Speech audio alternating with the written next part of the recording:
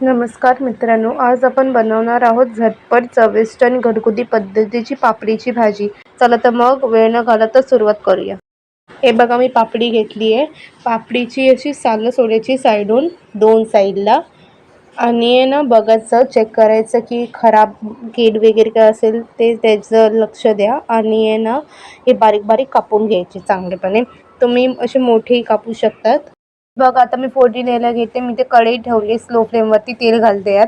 आता यामध्ये घालते 1 चमचा राई, बारीक चिरलेला कांदा. कांदा चांगलं भाजून घ्यायचं. कांदा लाल व्हायला पाहिजे. मीडियम फ्लेमवरती ठेवा. हे बघा, कांदा लाल झालाय.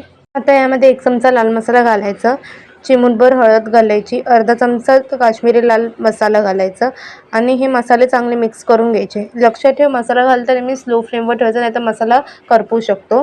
हे बघा, आता ह्यामध्ये मी पापडी घालते. स्वच्छ पाणी धुतले. चांगलं मिक्स करून घ्यायची पापडी मसाल्यांसोबत मीडियम फ्लेमवरती. तुम्ही हे भाकरी, चपाती, भातासोबतही खाऊ शकता, चांगलं लागेल. आता ह्यामध्ये मी घालते चवीनुसार मीठ. चांगलं मिक्स करून घ्यायचं. मीठ सगळीकडे लागलं पाहिजे चांगलं. आता मी हे वाफेवर शिजायला ठेवते स्लो फ्लेमवरती 15 मिनटं. 15 मिनटं झाली आहे बघा, चांगली वाफ आली. आता मी हे झाकण काढते. हे बघा, आता यामध्ये मी ओलं खोबरं घालते आणि हे चांगलं मिक्स करून घेते.